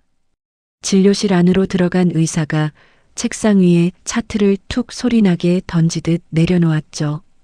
의사가 차트 안에 있는 사진 한 장을 손가락으로 세게 가리키며 심각한 목소리로 말했습니다. 성철 할아버지 화상 상처가 아주 위험한 상태입니다. 불에 탄 피부가 까맣게 썩어가고 있어요. 게다가 상처 부위로 독한 균이 들어가서 핏줄을 타고 온몸으로 퍼지고 있습니다. 당장 수술하지 않으면 며칠 못 버티고 돌아가십니다. 지훈이 차트 속 끔찍한 흑백 사진을 보고 두 눈을 질끈 감았어요. 지훈이 두 손을 싹싹 비비며 의사를 향해 눈물로 애원했습니다. 선생님, 제발 우리 아버지 좀 살려주십시오. 제가 가구 팔아서 돈 많이 벌어왔습니다. 당장 가장 좋은 수술해 주세요. 의사가 깊은 한숨을 땅이 꺼지게 푹 내쉬며 고개를 양옆으로 저었죠. 이건 돈이 아무리 많아도 당장 해결할 수 있는 문제가 아닙니다. 썩어가는 살을 긁어내고 그 위를 새로운 피부로 빈틈없이 덮어줘야 균이 더 이상 안 퍼집니다. 그런데 지금 전국 병원 어디를 다 뒤져봐도 성철 할아버지 상처를 덮을 만큼 남는 피부가 하나도 없습니다. 지훈이 책상을 두 주먹으로 쾅 내리치며 얼굴을 붉히고 소리쳤습니다. 그게 무슨 소립니까? 남는 피부가 없으면 우리 아버지는 병실에 누워서 이대로 꼼짝없이 돌아가신다는 말씀이십니까? 의사가 안경을 벗어 책상에 내려놓고 매우 침통한 표정으로 대답했어요. 다른 사람의 피부를 기증받아야 하는데 대기하는 환자가 너무 많아서 성철 할아버지 순서가 오려면 멀었습니다. 지훈이 진료실 문을 부서져라 열고 뛰쳐나가 복도 차가운 바닥에 털썩 주저앉았습니다. 지훈이 바지 주머니에서 스마트폰을 꺼내 전국 큰 병원들에 쉴 새 없이 전화를 걸었죠. 지훈이 전화기에 대고 허리를 굽실거리며 다급하게 소리쳤습니다. 여보세요. 거기 서울에서 제일 큰 병원 아닙니까? 제발 사람 피부 남는 것 좀 당장 주십시오. 우리 아버지가 지금 썩어 들어가면서 죽어갑니다. 돈은 달라는 대로 다 드릴 테니까 제발 피부 좀 파십시오. 전화기 너머에서는 규정상 안 된다는 차가운 거절의 대답만 앵무새처럼 돌아왔어요. 지훈이 스마트폰을 복도 바닥에 쾅 내동댕이 치고 머리칼을 쥐어뜯으며 짐승처럼 오열했습니다. 아이고 아버지, 돈을 벌어왔는데 왜 고치지를 못합니까? 내가 우리 아버지를 죽이는 천하의 몹쓸 불효자식입니다. 지훈의 처절한 통곡 소리가 하얀 병원 복도를 찢어질 듯 날카롭게 울렸죠.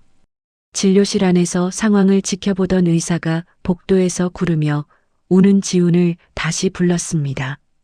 지훈이 눈물 콧물로 범벅이 된 얼굴을 닦으며 진료실 의자에 기운 없이 주저앉았어요. 의사가 서랍을 열고 하얀색 종이 두 장을 꺼내 지훈의 코앞에 바짝 밀어 놓았습니다. 의사가 지훈의 핏발선 눈을 똑바로 쳐다보며 아주 무거운 목소리로 입을 열었죠.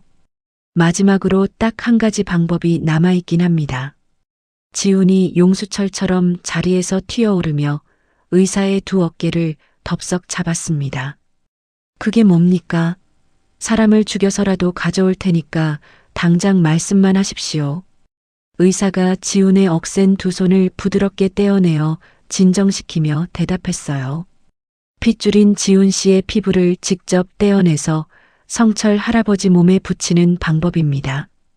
지훈이 고개를 미친 듯이 거칠게 끄덕이며 책상을 주먹으로 쾅쾅 쳤습니다. 아이고 선생님, 그걸 왜 사람간 떨어지게 이제야 말씀하십니까? 제 등가죽이든 허벅지든 지금 당장 칼로 다 벗겨가십시오. 우리 아버지 살릴 수만 있다면 제 살점 뼈다귀 다 도려내도 상관없습니다. 의사가 하얀색 수술 동이서 위를 볼펜 끝으로 짚으며 아주 진지하고 엄격하게 말을 이었죠. 지훈 씨, 이거 지금 당장 흥분해서 함부로 덜컥 결정할 가벼운 문제가 아닙니다. 성철 할아버지 화상 부위가 너무 넓어서 지훈 씨의 등판 전체와 양쪽 허벅지 살갗을 아주 깊고 넓게 다 벗겨내야 합니다. 생사를 넓게 떼어내면 끔찍하게 아픈 건 당연하고 나중에 상처가 아물면서 피부가 아주 뻣뻣하게 굳어버립니다. 지훈이 헐떡이던 숨을 멈추고 의사의 굳게 담은 입술을 멍하니 바라보았어요. 의사가 지훈의 톱밥 묻은 낡은 셔츠와 투박한 손을 번갈아 가리키며 단호하게 말했습니다. 지금 화재 현장에서 텐트 치고 목수일 하신다고 들었습니다. 피부를 그렇게 무식하게 많이 떼어내면 지훈 씨 몸이 밧줄로 꽁꽁 묶인 것처럼 굳어서 마음대로 구부려지지도 않습니다. 무거운 나무를 번쩍 들고 하루 종일 톱질을 해야 하는 지훈 씨한테는 몸이 생명인데 목수로서의 인생이 완전히 끝날 수도 있다는 말입니다. 지훈이 자신의 두 손을 천천히 가슴 앞으로 들어 올려 앞뒤로 뒤집어 보았죠. 지훈의 손바닥에는 나무를 깎느라 생긴 굳은 살이 훈장처럼 노랗게 박혀 있었고 손가락 곳곳에는 핏자국이 말라붙어 있었어요. 지훈이 이제 막 보육원 원장과 100개짜리 납품 계약을 따내고 빚을 갚기 시작한 자신의 벅찬 처지를 떠올렸습니다. 지훈이 점퍼 안주머니에 소중하게 넣어둔 보육원 계약서에 자신의 손을 조심스럽게 가져다 대었죠. 만약 몸이 망가져서 가구를 못 만들면 계약은 취소되고 빚은 다시 산더미처럼 불어나 사채업자들이 칼을 들고 쳐들어올 것이 분명했습니다. 지훈이 뻣뻣하게 굳어버릴 몸과 두 번 다시 쥐지 못할 아버지의 낡은 대패를 생각하며 입술을 파르르 떨었어요. 지훈이 의사가 책상 위에 내민 끔찍한 수술 부작용 동의서를 두 눈으로 뚫어지게 내려다보았습니다. 하얀 종이 위에는 수술 후 발생할 수 있는 영구적인 신체 장애와 끔찍한 통증에 대한 경고문이 까만 글씨로 빼곡하게 적혀 있었죠. 지훈이 의사의 책상 한가운데에 놓인 검은색 볼펜과 동의서를 번갈아 쳐다보았습니다. 의사가 지훈의 몹시 흔들리는 동공을 바라보며 조용히 말했어요. 가족의 피부를 떼어서 이식하는 건 본인의 평생 희생이 너무나 커서 의사인 저도 절대로 강요할 수 없는 부분입니다. 지훈 씨 인생이 걸린 문제니까 밖에서 충분히 생각하시고 스스로 결정 내리시면 이 종이에 펜으로 서명해 주십시오. 지훈이 굳게 닫힌 진료실 창밖의 어두운 밤하늘을 멍하니 바라보며 두 주먹을 꽉 쥐었다 폈다 했습니다. 진료실 안에는 벽에 걸린 시계 초침 돌아가는 소리만 째깍째깍 차갑게 울렸죠.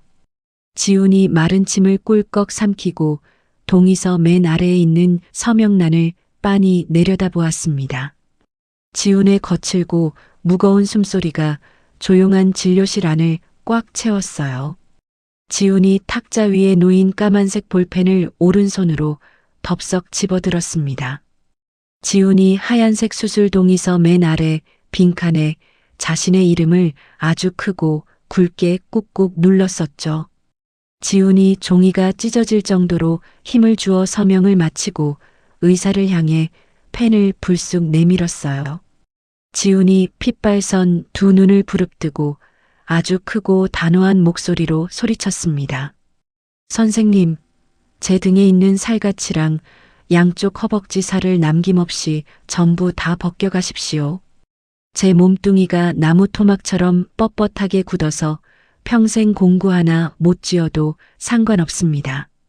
우리 아버지만 살릴 수 있다면 제 두 팔이랑 두 다리를 몽땅 잘라가도 저는 아무렇지 않습니다. 의사가 지훈이 내민 동의서를 두 손으로 조심스럽게 받아들고 무겁게 고개를 끄덕였죠. 의사가 지훈의 굳은 살 박인 투박한 두 손을 마주 잡으며 대답했습니다. 지훈 씨의 크고 깊은 뜻을 제가 아주 잘 알겠습니다.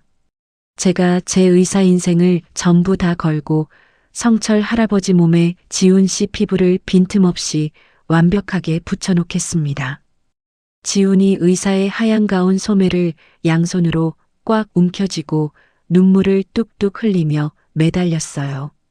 선생님, 제발 우리 아버지 숨결만 안 끊어지게 꼭 살려주십시오. 저 지금 당장 공장 가서 짐부터 싹 다 치우고 다시 돌아오겠습니다. 지훈이 진료실 문을 박차고 밖으로 나가 병원 복도를 전력으로 내달렸습니다. 지훈이 숨을 거칠게 헐떡이며 잿더미 마당의 파란색 천막 안으로 뛰어들어갔죠. 지훈이 작업대에 올려둔 덜 깎인 나무 판자들을 두꺼운 방수천으로 서둘러 덮었습니다. 지훈이 바닥에 뒹굴던 낡은 대패와 망치를 나무 상자 안에 덜그럭 소리가 나게 차곡차곡 집어넣었어요. 수진과 늘푸른 보육원 원장이 거친 발소리를 내며 천막 안으로 다급하게 뛰어들어왔습니다. 수진이 상자에 연장을 쓸어 담는 지훈의 팔목을 강하게 붙잡으며 크게 놀란 목소리로 물었죠. 지훈 씨, 병원에 꼭 붙어 계셔야 할 분이 갑자기 작업장 연장은 왜 다 치우고 계십니까? 지훈이 수진의 손을 부드럽게 떼어내고 상자 뚜껑을 쾅 닫으며 대답했습니다. 우리 아버지 화상 상처가 몽땅 썩어 들어가서 당장 제 살갗을 떼어 붙이기로 방금 의사 선생님하고 서명하고 왔습니다. 지훈이 점퍼 안주머니에서 갈색 서류 봉투를 꺼내 보육원 원장에게 두 손으로 공손하게 내밀었어요. 원장님, 제가 원장님하고 100개짜리 납품 약속을 도저히 못 지킬 것 같아서 정말 죄송합니다. 제 살갗을 다 떼어내면 몸이 심하게 굳어서 2번 다시 나무를 깎지 못한다고 의사 선생님이 분명하게 말씀하셨습니다. 지훈이 원장을 향해 허리를 90도로 푹 숙이며 굵은 눈물을 팔뚝으로 거칠게 훔쳤죠. 우리 아버지 목숨이 당장 오늘 내일에서 제가 뒤를 돌아보고 망설일 틈이 없었습니다. 받은 성금은 봉투 안에 100원짜리 하나 안 빼고 그대로 다 들어있으니 제발 저와 맺은 계약을 취소해 주십시오. 원장이 지훈이 내민 봉투를 두 손으로 강하게 밀어내며 지훈의 흑투성이 손을 덥석 잡고 눈물을 쏟아냈습니다. 지훈 씨, 이 사람아. 아버지를 살리려고 자기 생사를 떼어내는 효자한테 내가 어떻게 계약금을 다시 뺏어가나?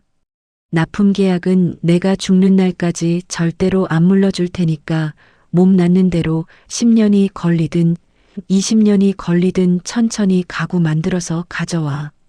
지훈이 원장의 주름진 두 손을 꽉 잡고 바닥에 주저앉아 엉엉 소리 내어 통곡했습니다.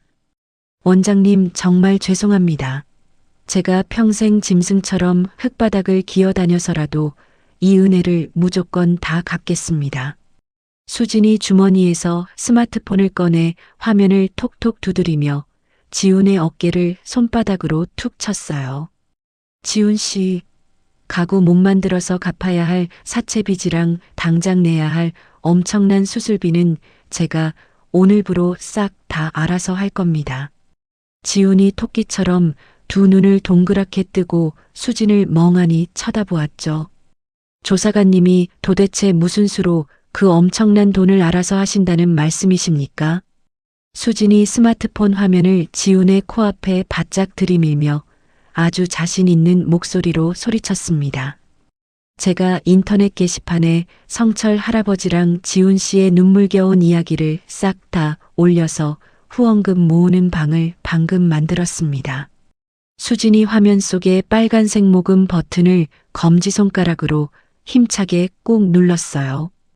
이 세상에 아직 따뜻한 사람들이 얼마나 넘쳐나는지 제가 똑똑히 보여줄 테니까 지훈 씨는 돈 걱정 싹 다 지우고 당장 수술실로 돌아가서 아버지 살릴 생각만 하세요.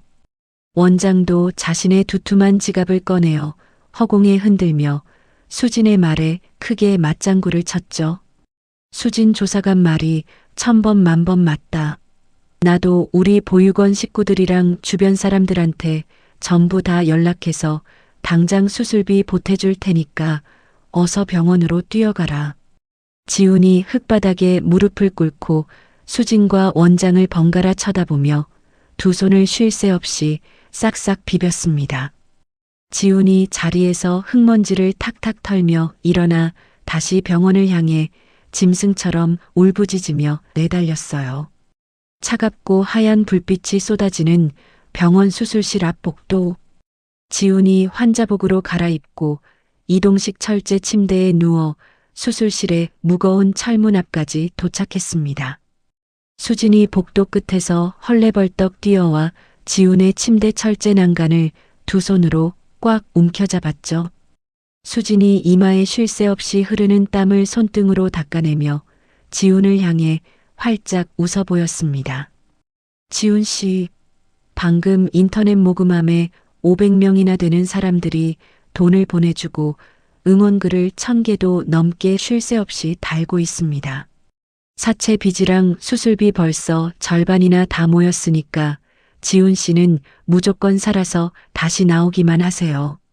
지훈이 침대에 반드시 누운 채로 수진의 두 손을 꼭 잡으며 뜨거운 눈시울을 붉혔어요. 조사관님, 제가 살면서 이렇게 큰 은혜를 입어보기는 난생 처음입니다. 세상 사람들이 저 같은 못난 놈을 왜 이렇게 도와주는지 모르겠습니다. 제가 무사히 살아서 수술실 밖으로 두 발로 걸어나가면 한 분 한 분 다 찾아가서 바닥에 엎드려 절이라도 올리겠습니다. 수진이 지훈의 손을 꽉 쥐어 흔들며 아주 크고 힘찬 목소리로 대답했습니다. 지훈 씨가 목숨 걸고 아버지를 끔찍하게 생각하는 그 효심에 사람들이 전부 다 마음을 움직인 겁니다. 수술 끝나면 살이 찢어지는 것처럼 끔찍하게 아플 텐데 지훈 씨 무조건 이 악물고 꾹 참고 이겨내야 합니다. 지훈이 고개를 크게 끄덕이며 입술을 피가 나도록 굳게 깨물었죠. 초록색 수술복을 입은 의사가 다가와 수진에게 고개를 숙여 인사하고 지훈의 침대 바퀴를 굴려 밀기 시작했어요. 의사가 지훈의 좁은 어깨를 손바닥으로 툭툭 치며 부드럽게 위로했습니다. 지훈 씨, 이제 잠드는 약 몸속으로 들어갈 겁니다. 한숨 푹 자고 일어나면 성철 할아버지 몸을 지훈 씨 3살이 예쁘게 덮고 있을 겁니다. 지훈이 덜덜 떨리는 목소리로 천장을 쳐다보며 의사를 향해 간절하게 애원했습니다.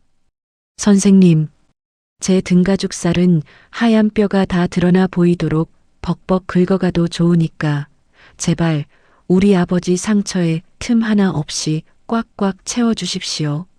수술실의 크고 두꺼운 철문이 스르륵 열리고 지훈의 철제 침대가 안으로 천천히 미끄러져 들어갔죠. 철문이 쾅 소리를 내며 닫히고 수술 중이라는 빨간색 글씨가 복도를 환하게 비추었습니다. 넓고 차가운 수술실 한가운데에 2개의 은색 수술대가 나란히 바짝 붙어 있었어요. 오른쪽 수술대에는 전신 화상을 입은 성철이 눈을 굳게 감은 채 누워 숨을 몰아쉬었죠. 왼쪽 수술대에는 지훈이 반대로 엎드린 자세로 깊고 조용한 잠에 빠져 있었습니다. 마스크를 쓴 의사 8명이 두 수술대 사이를 쟁걸음으로 바쁘게 오가며 쉴 새 없이 움직였습니다. 의사 한 명이 얇고 날카로운 수술용 칼을 단단히 쥐고 지훈의 등판과 허벅지 살갗을 넓고 얇게 벗겨내기 시작했어요. 칼날이 지훈의 등을 스치고 지나갈 때마다 붉고 선명한 피가 쉴 새 없이 배어나왔죠. 다른 의사가 하얀 손뭉치로 지훈의 피를 빠르게 닦아내고 지혈제를 상처 부위에 듬뿍 발랐습니다. 의사가 지훈의 몸에서 조심스럽게 분리한 얇은 피부 조각을 쇠로 된 핀셋으로 집어들었어요.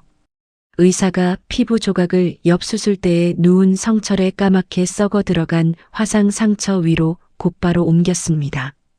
의사 3명이 아주 작은 바늘과 투명한 수술용 실을 쥐고 성철의 상처 위에 지훈의 피부를 꼼꼼하게 꿰매기 시작했죠.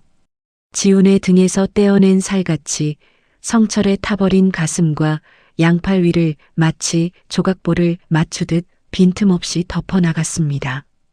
수술실 벽에 단단하게 붙은 커다란 검은색 모니터 2대가 일정한 간격으로 삑삑 소리를 내며 번쩍였어요. 모니터 화면에는 성철과 지훈의 심장 박동을 나타내는 초록색 물결 무늬가 아주 고르고 힘차게 요동치고 있었죠. 의사가 자기 이마에 흐르는 구슬땀을 수술복 소매로 벅벅 닦아내며 피부를 꿰매는 손놀림을 더욱 빠르게 움직였습니다. 의사가 성철의 상처 부위를 지훈의 피부로 남김없이 모두 덮은 후 두꺼운 하얀 붕대를 그 위로 칭칭 감았어요.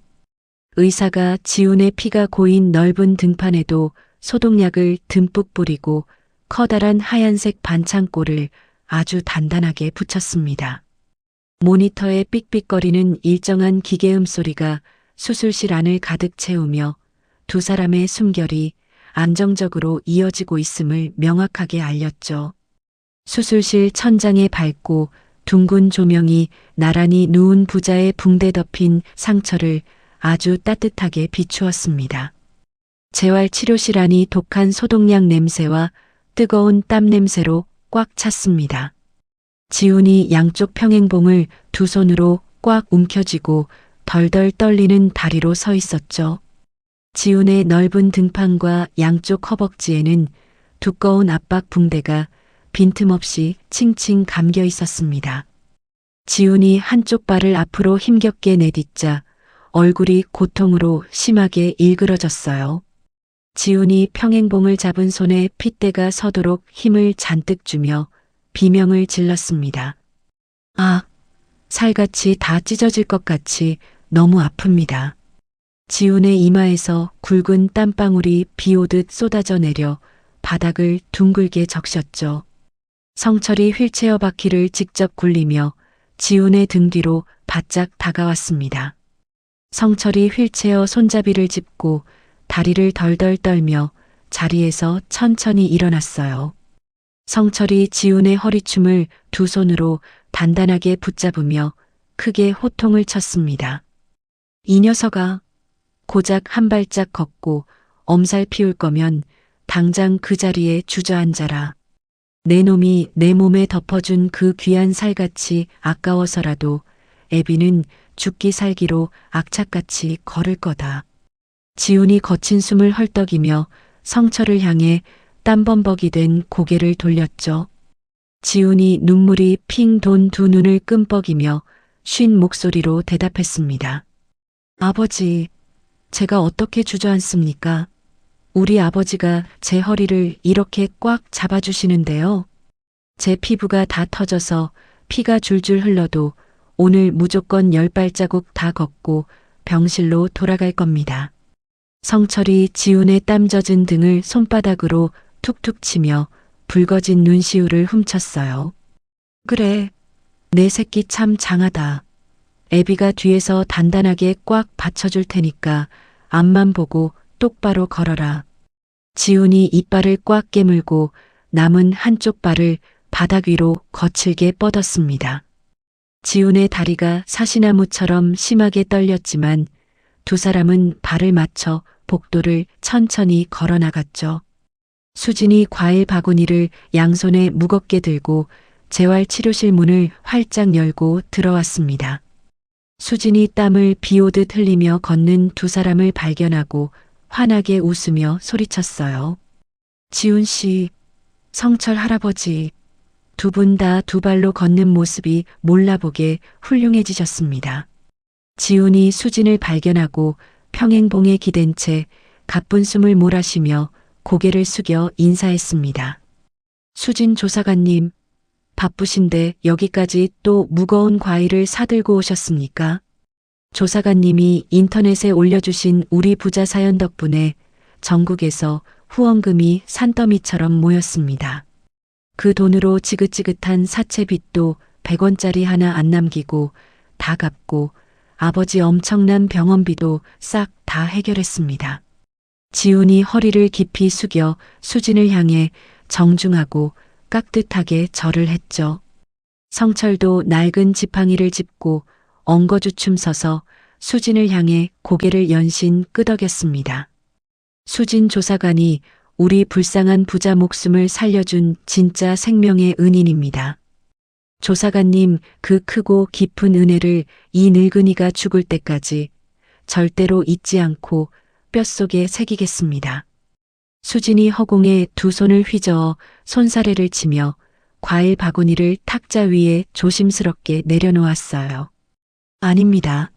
지훈 씨가 자기 살을 다 떼어주면서까지 아버지를 살려낸 그 눈물겨운 효심이 사람들의 굳은 마음을 통째로 움직인 겁니다. 저는 그냥 인터넷 게시판에 글씨 몇 자 적어 올린 것밖에 한 일이 없습니다. 수진이 지훈의 두꺼운 압박 붕대를 손가락으로 가리키며 아주 밝은 목소리로 물었죠. 지훈 씨, 의사 선생님이 굳어버린 피부 상처는 많이 부드러워졌다고 하십니까? 지훈이 양팔을 천장 위로 번쩍 들어 올리며 아주 자신 있고 당당한 표정으로 대답했습니다. 조사관님, 이것 좀 보십시오. 매일같이 살이 찢어지게 아파도 억지로 늘리고 움직였더니 이제 대패질도 톱질도 끄떡없습니다. 퇴원하는 날짜만 딱 잡히면 당장 우리 보육원 가구 100개부터 완벽하게 만들러 공장으로 뛰어갈 겁니다. 성철이 지훈의 넓은 등짝을 손바닥으로 찰싹 때리며 복도가 떠나가라 크게 웃었습니다. 이놈아, 아직 똑바로 걷지도 못하고 비틀거리는 놈이 날카로운 대패를 어떻게 잡아? 애비가 다 나아서 힘이 철철 넘치니까 무거운 기계는 애비가 돌리고 너는 내 옆에서 나무나 주워오며 잔심부름이나 해. 지훈이 성철의 얇은 팔짱을 꽉 끼며 입을 크게 벌리고 호탕하게 웃었죠. 세 사람의 맑고 경쾌한 웃음소리가 하얀 병원 복도 저 끝까지 아주 따뜻하게 울려 퍼졌습니다. 1년이라는 긴 시간이 훌쩍 흘러 맑은 가을 햇살이 눈부시게 내리쬐는 어느 날 아침, 새롭게 지어진 튼튼한 붉은 벽돌 건물 외벽에 성철과 지훈의 수제 목공소라는 커다란 나무 간판이 멋지게 걸려 있었습니다. 넓고 깨끗하게 정리된 목공소 안에는 향긋하고 맑은 편백나무 냄새가 가득 차 있었죠. 지훈이 다리를 아주 약간 절뚝거리며 커다란 작업대 앞으로 쟁걸음으로 다가갔습니다. 지훈이 두꺼운 작업복 소매를 팔뚝 위로 걷어 올리자 울퉁불퉁하고 붉게 변한 이식 수술 흉터가 뚜렷하게 드러났어요. 지훈이 낡고 묵직한 대패를 두 손으로 꽉 쥐고 뽀얀 나무 판자 위를 힘차게 밀기 시작했습니다. 쓱쓱 하는 맑고 경쾌한 나무 마찰음이 넓은 공장 안을 가득 채웠죠. 성철이 단단한 나무 지팡이를 짚고 천천히 걸어와 톱밥을 날리는 지훈의 곁에 멈춰 섰습니다. 성철이 지훈의 붉고 흉하게 굳어버린 팔뚝 흉터를 굵은 손가락으로 아주 조심스럽게 어루만졌어요. 성철이 눈시울을 붉게 물들이며 아주 적고 나지막한 목소리로 말했습니다. 지훈아, 이 멍청하고 못난 애비 때문에 내 고운 몸에 평생 지우지도 못할 흉한 자국을 크게 남겼구나. 사람들이 목욕탕에서 이 무서운 흉터를 보고 혀를 차며 손가락질이라도 할까봐 애비는 늘 가슴이 조마조마하고 미안하다. 지훈이 하던 대패질을 당장 멈추고 성철을 향해 하얀 이를 드러내며 아주 활짝 웃어 보였죠. 지훈이 자신의 붉은 흉터를 손바닥으로 탕탕 치며 아주 크고 씩씩한 목소리로 대답했습니다. 아버지, 이게 도대체 왜 흉하고 부끄러운 자국입니까? 세상에서 제일 멋진 우리 아버지 목숨을 턱하니 살려낸 제 빛나는 훈장입니다. 누가 제 팔을 보고 물어보면 제가 우리 아버지 불길에서 번쩍 구출하고 제 살점 팍팍 떼어줘서 납은 아주 영광스러운 상처라고 돈내반에 떠들고 자랑하며 다닐 겁니다. 성철이 지훈의 넓은 어깨를 두 손으로 토닥이며 주름진 얼굴 가득 아주 환한 미소를 지었어요. 지훈이 옆에 미리 완성해 두었던 튼튼한 참나무 의자를 성철의 다리 뒤로 바짝 밀어 넣었습니다. 지훈이 성철의 양쪽 어깨를 두 손으로 단단히 잡고 나무 의자에 아주 조심스럽게 앉혔죠. 아버지, 며칠 동안 서서 도면 그리시고 톱질 지시하시느라 다리 엄청 아프셨을 텐데 여기 이 의자에 아주 편하게 앉아 계십시오. 제가 우리 아버지 허리 굽은 각도까지 정확하게 계산해서 등받이를 아주 둥글고 푹신하게 깎아 만들었습니다. 성철이 매끄러운 의자 등받이에 굽은 등허리를 깊숙하게 기대며 커다란 감탄사를 연발했습니다. 아이고 허리야 아주 편안하다. 이제 늙은 애비 솜씨보다 내 놈 대패질 솜씨가 천배 만배 더 훌륭하고 뛰어나구나. 늘푸른 보육원 원장님이 이 튼튼한 의자 받아보시면 아주 입이 귀에 걸려서 춤을 추시겠다. 지훈이 성철의 뭉친 어깨를 억센 두 손으로 시원하게 꾹꾹 주무르며 신나게 대답했죠. 제가 등에서 식은땀이 쏟아지도록 깎고 다듬었는데 당연히 세상에서 제일 튼튼하고 편안해야죠. 오늘 이 마지막 10인용 식탁 세트만 짐칸 트럭에 실어보내면 우리 원장님 납품 100개 계약 완벽하게 다 채우는 겁니다. 지훈이 즐거운 콧노래를 부르며 성철의 딱딱한 어깨 근육을 아주 정성스럽게 안마했습니다. 목공소 마당 밖에서 자동차 경적 소리가 빵빵 울리며 커다란 흰색 트럭 한 대가 부드럽게 미끄러져 들어왔어요. 수진과 늘푸른 보육원 원장이 덜컹거리는 트럭 문을 열고 아주 밝은 표정으로 뛰어내렸습니다. 수진이 먼지 날리는 목공소 안을 이리저리 둘러보며 엄지손가락을 번쩍 치켜세우고 소리쳤죠. 지훈 씨, 성철 할아버지. 입구에 새로 단 목공소 간판이 길 밖에서 보니까 아주 멋있고 웅장해서 깜짝 놀랐습니다. 원장도 지훈이 마당에 완성해 놓은 반질반질한 대형 식탁을 손바닥으로 부드럽게 쓰다듬으며 크게 감탄했습니다. 세상에 거친 나무에서 어떻게 이렇게 고운 황금빛 윤기가 반짝반짝 납니까? 아이들이 식당에서 이 책상에 앉아 밥 먹을 때마다 깊은 숲속에 소풍 온 것 같다고 아주 박수를 치며 좋아합니다. 지훈 씨가 끔찍한 수술 후유증으로 다리를 심하게 절면서도 우리 보육원 가구를 이렇게 완벽하고 튼튼하게 만들어주니 내가 고마워서 눈물이 다 줄줄 납니다. 지훈이 목에 두른 수건으로 이마에 굵은 땀을 닦아내며 원장과 수진을 향해 아주 정중하게 허리를 숙여 인사를 했어요. 이게 전부 다 천사 같은 원장님과 우리 수진 조사관님 덕분입니다. 두 분 아니었으면 저는 지금쯤 잔인한 사채업자들한테 질질 끌려가서 쥐도 새도 모르게 바다에 빠져 죽었을 겁니다. 이 크고 갚을 길 없는 은혜는 제가 눈 감고 목공소 문 닫는 날까지 튼튼하고 좋은 가구 팍팍 만들어서 온 세상에 갚으며 살겠습니다. 성철이 낡은 지팡이를 짚고 천천히 자리에서 일어나 수진과 원장의 두 손을 덥석 잡았습니다. 우리 못난 지훈이가 지독한 빚 다 갚고 떳떳하게 가구점 사장님 소리 들으며 번듯하게 사는 게 다 여기 계신 두 분이 발벗고 도와주신 덕입니다. 이 늙고 병든 아비가 당장 해줄 건 톱질밖에 없고 원장님 댁이랑 조사관님 댁 방구석에 평생 누워 쓸 세상에서 제일 튼튼한 침대 하나씩 꼭 짜서 집 앞으로 당장 보내드리겠습니다. 수진이 이빨을 드러내고 크게 웃으며 성철의 거친 손을 마주 잡고 위아래로 힘차게 흔들었죠. 그럼 성철 할아버지가 땀 흘려 직접 만드신 명품 침대 오기 전까지는 제 방 맨바닥에서 이불만 깔고 자고 있겠습니다. 네 사람의 호탕하고 즐거운 웃음소리가 넓은 목공소 지붕을 뚫고 맑고 파란 가을 하늘 위로 경쾌하게 퍼져나갔습니다. 지훈이 팔뚝에 선명하고 굵게 남은 붉은 이식 흉터를 오른손으로 가볍게 꽉 움켜쥐었어요. 지훈이 눈부신 가을 햇살이 따뜻하게 쏟아지는 목공소 앞마당을 가만히 바라보며 입가에 잔잔한 미소를 띄었습니다. 살다 보면 이따금 벼랑 끝에 선 것처럼 막막하고 세상에 나 혼자만 남겨진 듯한 짙은 절망이 찾아올 때가 있습니다.